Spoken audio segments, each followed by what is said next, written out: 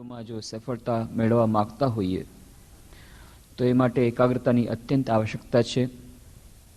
તેવી જ રીતે દૈનિક જીવનમાં સુખ શાંતિ પ્રાપ્ત કરવા માટે, મનની શાંતિ પ્રાપ્ત કરવા માટે તેમજ પરમપદની પ્રાપ્તિ માટે ધ્યાનની અત્યંત આવશ્યકતા છે.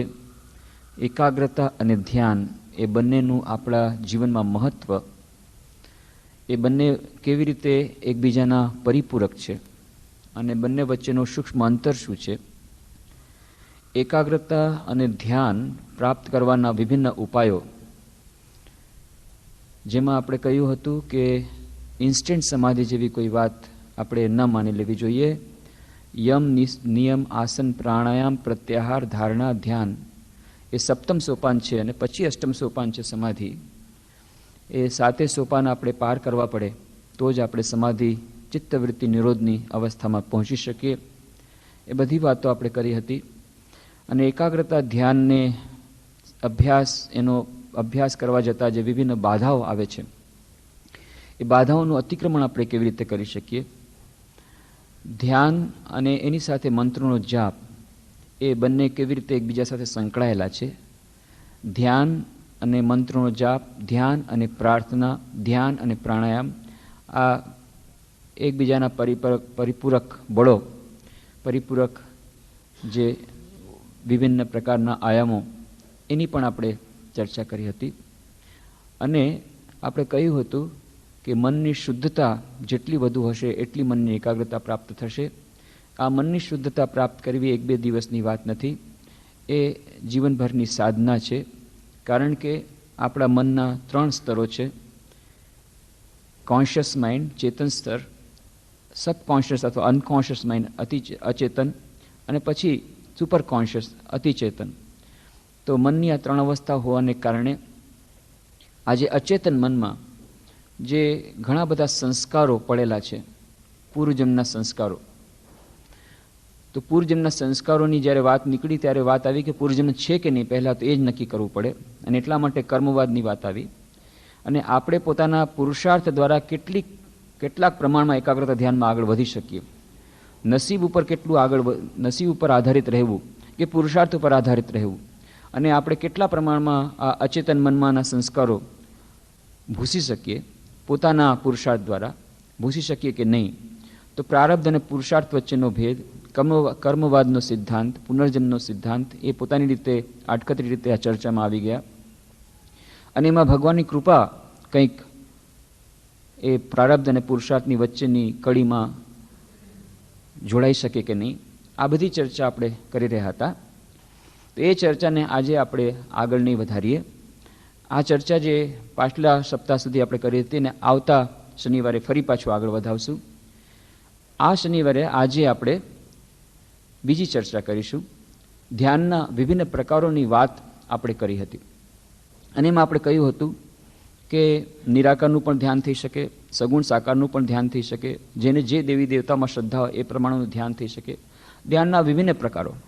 અને એમાંનો એક પ્રકાર એવો છે કે કોઈ એક શ્લોક અથવા કોઈક એક સ્તોત્ર, એના ઉપર આપણે જો ઊંડાણથી ચિંતન કરીએ તો એ પણ એક પ્રકારનું ધ્યાન છે.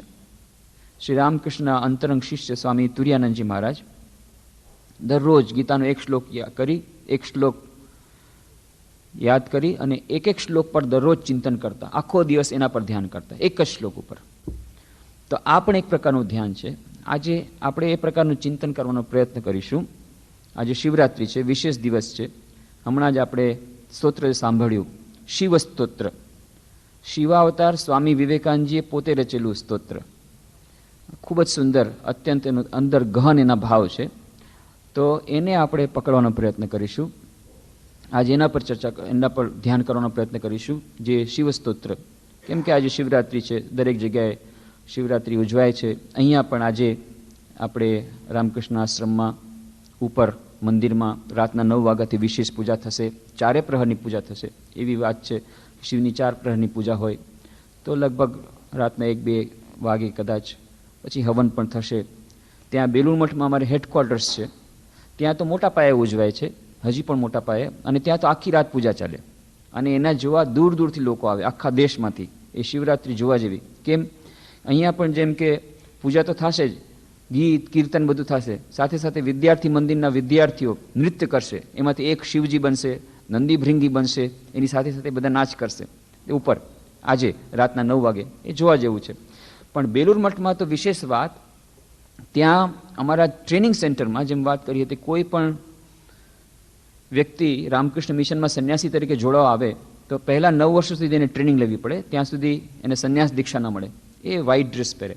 અને એ જ 9 વર્ષની અંદર ઓછામાં ઓછા 2 વર્ષ એણે ત્યાં બેલુર મઠ હેડક્વાર્ટર્સમાં પ્રોબેશનર ટ્રેનિંગ સેન્ટરમાં કાઢવા પડે. એ પ્રોબેશનર ટ્રેનિંગ સેન્ટરમાંથી જ કોઈક એક બ્રહ્મચારી શિવ બને, એમાંથી જ કોઈક નંદી બને, કોઈ ભૃંગી બને. અને એ શિવરાત્રિના દિવસે જ્યારે આ આરતી શરૂ થાય ત્યારે એ નંદી ભૃંગી ત્યારે જોર જોરથી ઢોલ નગાડા વાગે અને શિવજી ત્યાં સુધી ત્યાં બહાર ધૂણી ધકાવેલી હોય ત્યાં સુધી ત્યાં ધ્યાન કરતા હોય. જે આરતીનો સમય થાય ત્યારે એ નંદી ભૃંગી સહિત શિવજી આવે અને તાંડવ નૃત્ય શરૂ કરે, ખૂબ સરસ નૃત્ય શરૂ કરે. અને એ નૃત્યને જોવા માટે દૂર દૂરથી લોકો આવે. તો આવી રીતે બેલુર મઠમાં તો એ અત્યંત સવારથી જ એક મોટો ઉત્સવ, ત્યાં એક આખી આબહવા જ અલગ. સવારના પૂર્ણ બધા બ્રહ્મચારીઓ લાઈનથી બધા જતા હશે. ત્યાં કલ્યાણેશ્વર મંદિર છે પાસે, મહાદેવ મંદિર, કલ્યાણેશ્વર મંદિર બેલુર મઠથી 1-8 કિલોમીટર દૂર. શ્રી રામકૃષ્ણદેવ પોતે પૂજા કરવા ત્યાં ગયા હતા, એટલે કલ્યાણેશ્વર મહાદેવ મંદિરને પૂજા કરી અને પછી જ એ લોકો કંઈક લેશે. આમ તો બધાને ઉપવાસ કરવાનો હોય છે. રામકૃષ્ણ આશ્રમમાં, રામકૃષ્ણ મિશનમાં ઉપવાસની બહુ બધી પ્રથા નથી, કારણ કે મા શારદા દેવી અન્નપૂર્ણા માં એમને ન ગમે. એમણે ખાસ બોધગયામાં પ્રાર્થના કરી હતી કે મારા જે લોકો રામકૃષ્ણનું નામ લઈને આવે એ લોકોને કોઈ તકલીફ ન થાય. તો ખાવા પીવાની ખૂબ મજા અહીંયા, એટલે ઉપવાસ વગેરેની વાત જ નહીં. પણ તેમ છતાં કોઈ લોકો એકાદશી કરે. પણ શિવરાત્રિનો ઉપવાસ બધાએ લગભગ કમ્પલસરી, કીધેલું નથી પણ અનરિટન લો, બધાએ એ ઉપવાસ કરે. કેમ? એની પાછળની એક સ્ટોરી છે, વાર્તા છે. શિવરાત્રિ બેલુર મઠમાં સ્વામી વિવેકાનંદજી જ્યારે હતા, 1901ની એ 1 કે 2ની વાત છે, જ્યારે બેલુર મઠમાં હતા ત્યારે એક દિવસે બધા જમવા બેઠા અને પછી છેલ્લે સ્વામીજી જમવા આવ્યા ત્યારે ખબર પડી કે આજે શિવરાત્રિ છે. તો બધાએ કીધું કોણે ઉપવાસ કર્યો છે? કંઈ કોઈ નથી ઉપવાસ કર્યો. અરે, શિવજીનો દિવસ અને સંન્યાસી તો શિવજીના ખાસ ઉપાસ્ય દેવ અને કોઈ ઉપવાસ નથી કર્યો. એમને બહુ ખરાબ લાગ્યું. એમની તો તબિયત ખરાબ હતી, એમને તો રિસ્ટ્રિક્શન હતા એટલે ઉપવાસ ન કરી શકે. ત્યારે જોવામાં આવે એક એમના શિષ્ય હતા, એમણે ત્યારે હજી સુધી જમ્યા નહોતા, એ જમવા આવી જ રહ્યા હતા. જા જમવાની જરૂર નથી, જા ઉપવાસ કમ્પલસરી. કોઈએ ઉપવાસ નથી કર્યો. આખા બેલુર મઠ વતી તારે ઉપવાસ કરવાનો છે. કોઈ કે તો ઉપવાસ કરવો છે, શિવજીનો વાર છે, આજે શિવજીની રાત્રિ છે, મહાશિવરાત્રિ છે.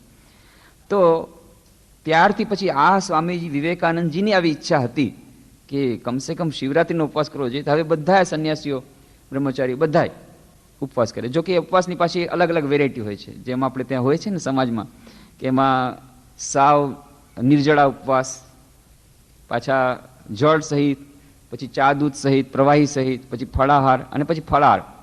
એ ફરાળ ક્યાંથી આવ્યું? કોઈક રિસર્ચ કરે છે કે ફરાળ ક્યાંથી આવ્યું. એ ફરાળ એકચ્યુઅલી ફળાહારમાંથી આવ્યું. કોઈકે કહ્યું હશે ભાઈ આજે ઉપવાસ છે તો ઠીક છે, કંઈ આજે એટલા માટે ઉપવાસ કર્યો છે કે ભગવાનની નજીક વધુ રહી શકે, એટલે રાંધવાની કોઈ ખટખટ નહીં, કોઈ જાતની નહીં, ખાવા પીવાની પણ ખટખટ, એટલો બધો ટાઈમ આપણે ભગવાન નજીક રહી શકશું એટલા માટે. અને ત્યારે રેસ્ટ, કદાચ કોઈ નેચરોપેથિસ્ટ એમાં હશે પાછળ કે ભાઈ તમે હંમેશા બધા એને રેસ્ટ આપો છો, એક પેટને રેસ્ટ નથી આપતા, જઠરાગ્નિને રેસ્ટ નથી આપતા, તો એક દિવસ રેસ્ટ આપો, કમસે કમ શિવરાત્રિને બહાને આપો, જન્માષ્ટમી બહાને એમને રેસ્ટ આપો. તો ગમે તે હશે, એ ઉપવાસ જેણે શરૂ કર્યો એમણે કહ્યું હશે કે ભાઈ આવી રીતે તમારે આખું દિવસ કાંઈ લેવું નહીં. અને પછી જ્યારે એનાથી નહીં રહેવા હોય તો કે ભાઈ આમાં તો મારે ખાવા પીવાની બનાવવાની ખટખટ નથી, ફક્ત મને આ ફળ છે, તૈયાર ફળ લઈ લેવા દો. તો એટલે ફળાહારની સિસ્ટમ શરૂ થશે. ઠીક છે, તમે ફળાહાર લઈ શકો, કે એમાં રસોઈ બનાવવાની ઝંઝટ નથી અને વધારે કોઈ પાચન ક્રિયા ઉપર પણ વધારે લોડ નહીં પડે. પણ એમાંથી પછી 40-50 કેળા ખાવાનું શરૂ કરી દીધું હશે, એટલે પછી કીધું કે આ ફળાહાર તો વધારે મોંઘો પડે છે, એટલે એમાંથી ફરાળ થયું કે ભાઈ એના કરતાં પછી સિંગદાણા કેવું તો તૈયાર હોય, એ સિંગદાણા કેવું બધું ફરાળ તૈયાર કરો. અને પછી સિંગદાણા એકલા કેમ ખવાય, એટલા માટે પછી બટેટાનું શાક કરો. પછી એ બરાબર જામતું નથી, તો પછી હવે આ બાકી શું રહ્યું? તો વડા કરવા જોઈએ. તો વડા તો લોટના તો થાય નહીં, કારણ કે ફરાળ ઉપવાસ છે, એટલે ઘઉં, ચોખા, દાળ એ બધું કામમાં ન આવે. અચ્છા ઠીક છે, તો રાજગરાના લોટના વડા, એક ક્લોઝ, એક્ઝેમ્પશન ક્લોઝ નાખી દીધો. તો રાજગરાના લોટના વડા કરો, બટેટાની પતરી કરો, ઘણી બધી આઈટમ. તો એમાં એક ફાયદો એ છે કે ઉપવાસ ભલે ન થાય, ઉપવાસનો અર્થ એ ભગવાનની નજીક રહેવાનું, એ ભગવાન નજીક રહેવાનું ન થાય, કારણ કે આખો દિવસ એ ફરાળની આઈટમ બનાવવામાં, એનો સ્વાદ ચાખવામાં, એ બધામાં નીકળી જાય. પણ એક થાય કે એક મોનોટની બ્રેક થઈ જાય, કે દરરોજ એને દાળ ભાત શાક રોટલી ખાતા હોય, એના કરતાં એક જરાક એક જુદી જાતની આઈટમ ખાધી, એ પણ એક આનંદ છે, ભગવાનના નામનો આનંદ કર્યો. પછી બીજાને કેવા થાય અમે આજે ઉપવાસ કર્યો છે, એ પણ એક જાતનો એક સંતોષ પ્રગટ થાય. એ બહાને પણ ભગવાનનું નામ લેવાય કે ના આજે મારે શિવરાત્રિનો ઉપવાસ છે, આજે જન્માષ્ટમીનો ઉપવાસ છે, તો એમાં કંઈ ખોટું નથી. તો શ્રી રામકૃષ્ણ દેવ એકવાર ત્યાં ગયા, કૃષ્ણ કિશોર એમના ભક્ત હતા. એમણે જોયું કૃષ્ણ કિશોર આજે શું છે, તો કે આટલી બધી આઈટમ બનાવી છે, શું વાત છે, કે આજે 11 રસ છે, એટલે 11 રસ ઓછામાં ઓછો હોવો જોઈએ. 11 રસ, એનું નામ જ 11 રસ, એટલે 11 જાતના તો આઈટમ હોવી જોઈએ ઓછામાં ઓછી, જેટલી વધે એટલું સારું. તો બધી આટલી આઈટમ બધી જોઈ. રામકૃષ્ણ દેવ કહે છે આ તો બહુ સરસ એકાદશી છે, મારે આવી રીતની એકાદશી કરવી છે. રામકૃષ્ણ દેવ, શારદા દેવી, વિવેકાનંદ ત્રણેય એકાદશી કરતા, સાદી એકાદશી કરતા. રામકૃષ્ણ દેવે જોયું કે કૃષ્ણ કિશોર આટલી સરસ કરે છે, તો પછી એમણે કહ્યું મને એકવાર કૃષ્ણ કિશોરની જેવી એકાદશી કરવાની ઈચ્છા થઈ છે, કૃષ્ણ કિશોર જેવી એકાદશી. એટલે પછી કૃષ્ણ કિશોર જેટલી આઈટમ લેતા હતા એ પ્રમાણે આઈટમ અમે લીધી. પછી બીજે દિવસે પેટ બગડી ગયું કે હવે મારે કૃષ્ણ કિશોર એકાદશી નથી કરી, મારી સાદી એકાદશી બરાબર છે. તો ઘણા લોકો આ ઉપવાસનો બરાબર અર્થ સમજતા નથી.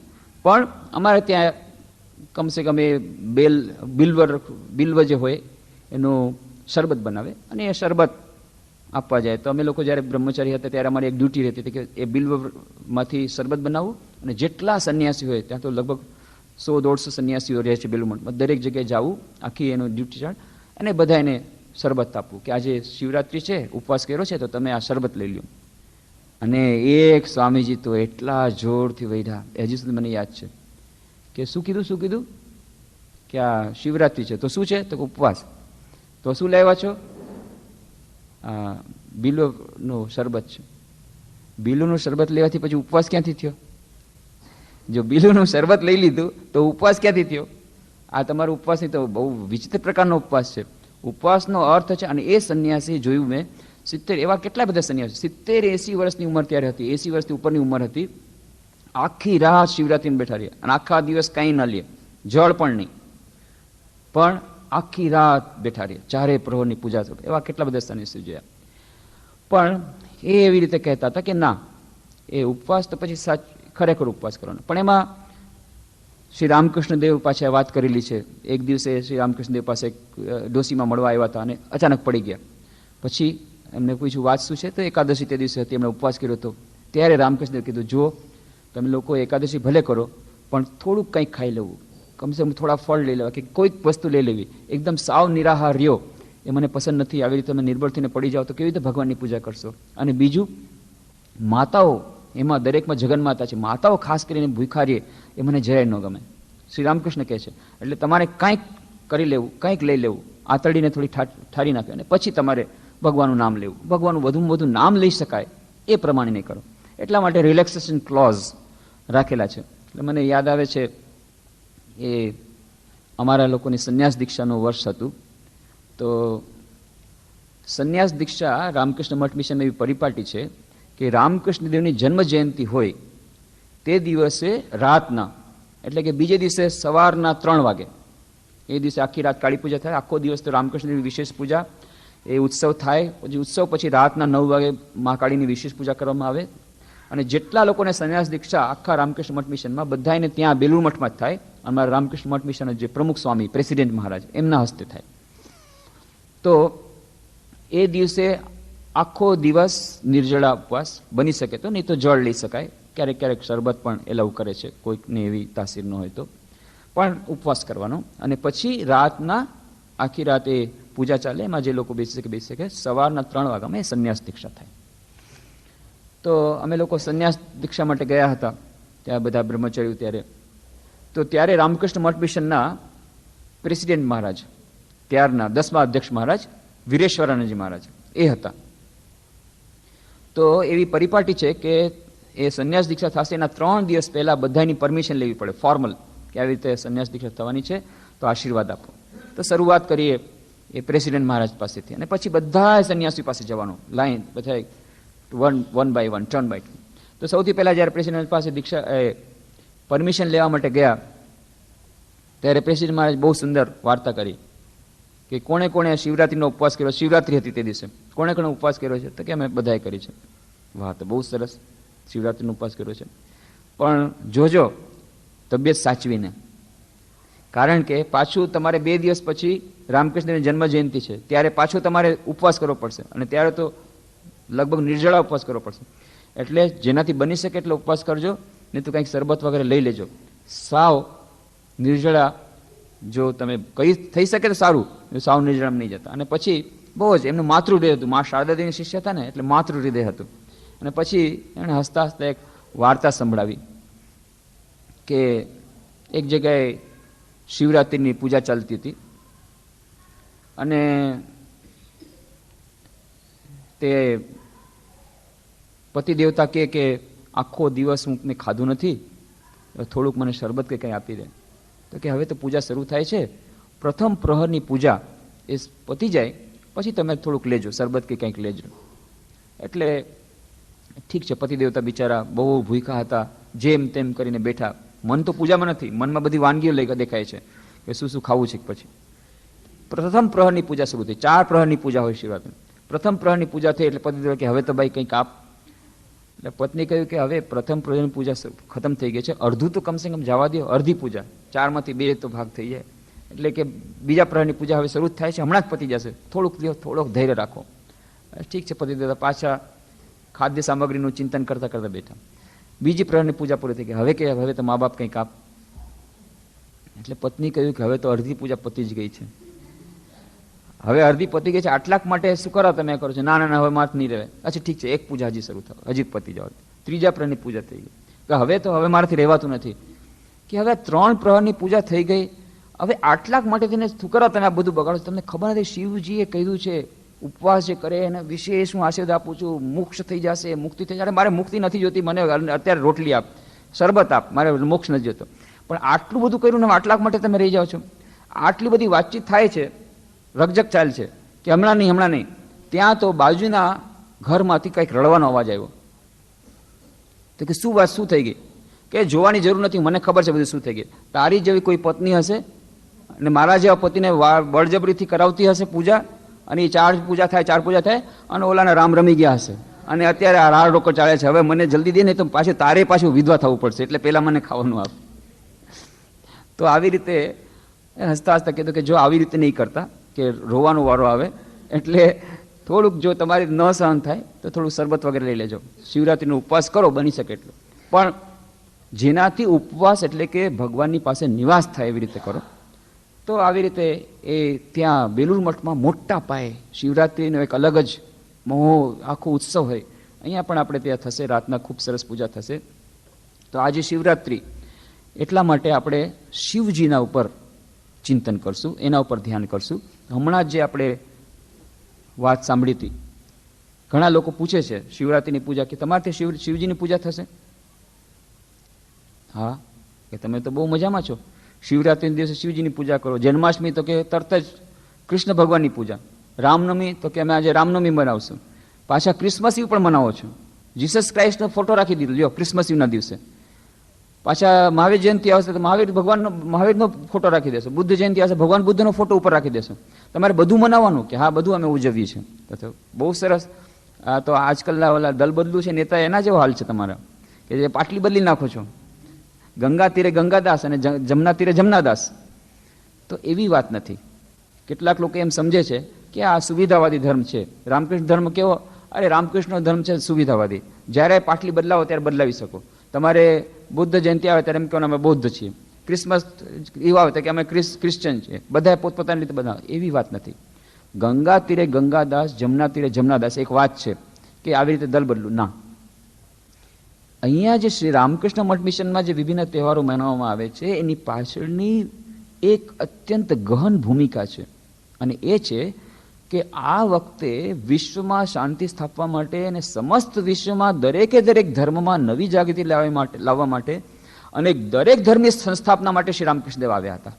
એટલા માટે સ્વામી વિવેકાનંદે સ્તોત્રમાં લખ્યું સર્વધર્મ સ્વરૂપિણે સ્થાપકાય છે ધર્મસ્ય સર્વધર્મ સ્વરૂપિણે. સર્વધર્મનો સ્વરૂપ હતા. કોઈ એક હિન્દુ ધર્મ કે ક્રિશ્ચન ધર્મ કે ઇસ્લામ ધર્મ કે શીખ ધર્મના પાલન માટે, એમના સ્થાપના માટે નહોતા આવ્યા. અને એમણે પોતાના જીવનની પ્રયોગશાળામાં કરીને બતાવ્યું. એવું નથી કે થિયોરિટિકલ કે વેદોમાં કહ્યું છે એકમ સત વિપ્રા બહુધા વદંતી, નહીં. જીવનમાં એણે વિભિન્ન પ્રયોગશાળામાં વિભિન્ન ધર્મોની સાધના કરી. રામની સાધના કરી, કૃષ્ણની સાધના કરી, 64 તંત્રોની સાધના કરી, અદ્વૈત વેદાંતની સાધના કરી, ઇસ્લામ ધર્મની સાધના કરી, ક્રિશ્ચિયનિટીની સાધના કરી. દરેક ધર્મની સાધનાને અંતે એમને એક સત્યની ઉપલબ્ધિ થઈ, એક રિયલાઇઝેશન થયું. અને એના ઉપરથી એમણે કહ્યું કે ના, મેં પોતે બધા ધર્મોની સાધના કરી છે, બધા ધર્મો એક જ પરમ પદની પ્રાપ્તિ માટે લઈ જાય છે. એટલા માટે જેને જે ધર્મમાં શ્રદ્ધા હોય, જેને જે ઈશ્વરમાં શ્રદ્ધા હોય, એ ઈશ્વરની પૂજા કરે. પણ એનો અર્થ એ નથી, એમાં કેટલાક લોકો પાછા થોડોક એનો ગેરસમજ એમના થાય છે કે ઠીક છે, તો શ્રી રામકૃષ્ણનું કહેવું એવું છે કે જ્યારે જે તમને દેવતા ગમે એની પૂજા કરો, પાટલી બદલાવી લ્યો નહીં. ઈષ્ટ દેવતા ઈષ્ટ નિષ્ઠામાં પણ માનતા હતા. વલ્લભાચાર્ય, શ્રીમદ વલ્લભાચાર્ય છે, પુષ્ટિ માર્ગનાથ, એમણે ખાસ વાત કરી છે કે બીજા કોઈ ધર્મનું પાલન નહીં કરવાનું, બીજાની નિષ્ઠા, પોતાની ઈષ્ટ નિષ્ઠા વિશે એમણે વાત કરી છે કે ઈષ્ટ નિષ્ઠા હોવી જોઈએ. અને શ્રી રામકૃષ્ણ પણ એ જ વાત કરે છે. પણ ઈષ્ટ નિષ્ઠા એટલે ઉદાહરણ સરસ આપે છે કે પુત્રવધુ છે, પત્ની છે, એ ઘરમાં આવી તો પતિ સાથે એનો જે સંબંધ છે વિશેષ સંબંધ છે. એ પતિ દેવતા એના ઈષ્ટ દેવતા છે. પણ એનો અર્થ એ નથી કે જેઠની સેવા નહીં કરે, સાસુની સેવા નહીં કરે, સસરાની સેવા નહીં કરે. બધા પ્રત્યેને પ્રેમ પણ છે, બધાની સેવા પણ કરે છે, પણ એના પતિ સાથે જે એનો સંબંધ છે વિશેષ સંબંધ છે. એવી રીતે જે પોતાના ઈષ્ટ દેવતામાં એક ઈષ્ટ દેવતા રહેશે, એ ઈષ્ટ દેવતા પ્રત્યેની ખૂબ ભક્તિ રહેશે. એક નિષ્ઠ ભક્તિ રહેવી જ જોઈએ. અને એવી ભક્તિ પછી બીજા કોઈ દેવી દેવતામાં નહીં હોય. પણ એનો અર્થ એ નથી કે બીજા બધા દેવી દેવતાઓથી ઘૃણા કરશે, કે બીજા બધા મંદિરોમાં જવા નહીં જાય, જઈ નહીં શકે, કે મસ્જિદમાં નહીં જઈ શકે, કે ગિરજાઘરમાં નહીં જઈ શકે, નહીં. બધે જશે, દરેકે દરેક જગ્યાએ પોતાના ઈષ્ટ દેવતાને જોવાનો પ્રયત્ન કરશે. સામેના લોકો જે એમના જે ઈષ્ટ દેવતા છે એમને પણ એવી રીતે જોવાનો પ્રયત્ન કરશે. તો ઈષ્ટ નિષ્ઠા એ બહુ જ આવશ્યક છે. પણ એનો અર્થ એ નથી કે આપણે એકદમથી જેને કે સંકીર્ણતાવાદી બની જઈએ. એ ઘંટાકર્ણની વાર્તા શ્રી રામકૃષ્ણ કહેતા, ઘંટાકર્ણ નથી બની જવાનું. ઘંટાકર્ણ એક શિવજીનો ભક્ત હતો વ્યક્તિ, ખૂબ જ શિવજીનો પરમ ભક્ત. દિવસ રાત શિવજીની પૂજા કરે, શિવજીના સ્તોત્ર પાઠ કરે, શિવજીની જ પૂજા કરે, અને શિવજીનો પરમ ભક્ત. ત્યાં સુધી કે શિવજી સિવાય બીજા કોઈ મંદિરમાં ન જાય. બીજું કોઈ મંદિર રસ્તામાં આવતું હોય તો એ રસ્તાને એ છોડી અને બીજે રસ્તે જાય. અને શિવજી સિવાય બીજા કોઈ દેવી દેવતાનું નામ ન સાંભળે. હવે શેરીના છોકરાઓને ખબર પડી ગઈ કે આ જે છે આને હરે કૃષ્ણ, આ કૃષ્ણ ભગવાન કે રામ ભગવાન નામ ગમતું નથી. એટલે એ લોકોએ શું કર્યું, એને ચીડવવા માટે જ્યારે એ શેરીમાંથી બહાર નીકળે એટલે જોર જોરથી કીર્તન શરૂ કરે, હરે રામ હરે કૃષ્ણ, કૃષ્ણ કૃષ્ણ હરે હરે, હરે રામ હરે રામ, રામ રામ હરે હરે, આ કૃષ્ણ કૃષ્ણ હરે હરે, બોલો ગોપાલ કી જય, ગોવિંદ કી જય, આવી રીતના જોરથી કીર્તન શરૂ કરે. એટલે આને તો હવે બીજા દેવી દેવતાનું સાંભળવાની મનાઈ, કારણ કે એકદમ એકનિષ્ઠ ભક્તિ છે એની, કે શિવજીનો પરમ ભક્ત. એટલે એણે શું કર્યું, એણે એક તરકીબ કરી કે આ લોકો તો બહુ હેરાન કરે છે. એટલે એણે કાનમાં 2 છિદ્ર કર્યા, અને કાનને 2 છિદ્ર કરી અને મોટા મોટા ઘંટ એમાં ઝુલાવી દીધા. મોટા મોટા ઘંટીઓ ઝુલાવી દીધી. એટલે જ્યાં બહાર નીકળે, જ્યાં આ લોકો હરે રામ હરે કૃષ્ણ શરૂ કરે, એટલે જોર જોરથી આમ માથું ધૂણવા માંડે, એટલે જોર જોરથી ઘંટી વાગે, જેથી એને હરે રામ હરે કૃષ્ણ સંભળાય નહીં. બીજા કોઈ દેવી દેવતાનું નામ ન સાંભળવું પડે એટલા માટે થઈને એણે મોટી મોટી ઘંટી બંધાવી દીધી. એટલે એનું નામ પડ્યું ઘંટાકર્ણ. ઘંટાકર્ણના નામથી પ્રસિદ્ધ થઈ ગયું. એ ઘંટાકર્ણ આવે છે, ઘંટાકર્ણ આવે છે, એટલે જોર જોરથી પાછા હરિકીર્તન કરે, એટલે આ જોર જોરથી ઘંટી હલાવે. આ ઘંટાકર્ણ. હવે આ વખતે આ બધા તો ઠીક છે, શિવજીને થયું કે હું જ કૃષ્ણ, હું જ રામ, આને સમજતો નથી. એટલા માટે થઈને એક દિવસે શિવજીની પૂજા કરવા માંડી ગયો. શિવજીને જ્યારે સવારના પૂજા કરતો ત્યારે શિવજીને થયું કે આને ઠીક મારે હવે બતાવવું પડશે કે હું અને કૃષ્ણ એ અલગ નથી.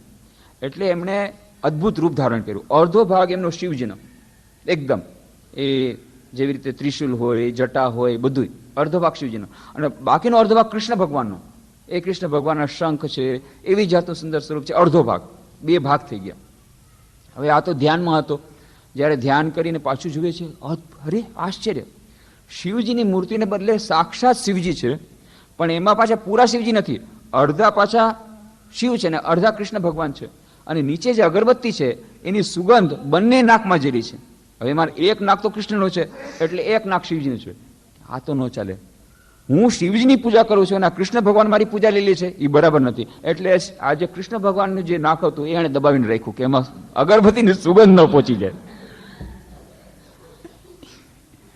એટલે પછી શિવજી કહ્યું, ભાઈ આ મારું જ નાક છે, તો આવી રીતે નાક દબાવી તો આનાથી મારી સેવા નહીં થાય. એટલું બધું એને સમજાવવું પડ્યું. આ છે ઘંટાકર્ણ, કે અડધું નાક જો શિવજીનું કૃષ્ણ ભગવાનનું, તો એ નાકના અડધા ભાગમાં પછી અગરબત્તીની સુગંધ ન જાય એના માટે પછી નાક દબાવી દે. આ ઘંટાકર્ણ, એનાથી ભગવાનની પૂજા ન થાય. તો એકનિષ્ઠ ભક્તિ, ઇષ્ટનિષ્ઠા એ જેમ જરૂરી છે એમ પાછી ઘંટાકર્ણ જેવી સંકીર્ણતા અમારે નથી જોતી. તો રામકૃષ્ણ મઠ મિશનમાં અમે જે બધા દેવી દેવતાની પૂજા કરી છે, વિભિન્ન તહેવાર મનાવી છે, એનો અર્થ એ નથી કે અમે ગંગા તીરે ગંગાદાસ, જમના તીરે જમનાદાસ, ના એવું નથી. પણ બધા દેવી દેવતાઓમાં સર્વદેવ દેવી સ્વરૂપ શ્રી રામકૃષ્ણ સમાયેલા છે. સર્વદેવ દેવી સ્વરૂપ શ્રી રામકૃષ્ણ જ દરેક દેવી દેવતામાં છે એમ માનીને રામકૃષ્ણ દેવની જ પૂજા થાય છે ઉપર. અને શિવજીની પૂજા કરવામાં આવશે ત્યારે એમ જ સમજીને કે શિવજી અને શ્રી રામકૃષ્ણ અભિન્ન છે. અને આ વિભિન્ન દેવી દેવતાઓ કે જેનું પણ સ્વરૂપ છે બધા એક જ પરમ તત્વના જ વિભિન્ન રૂપ.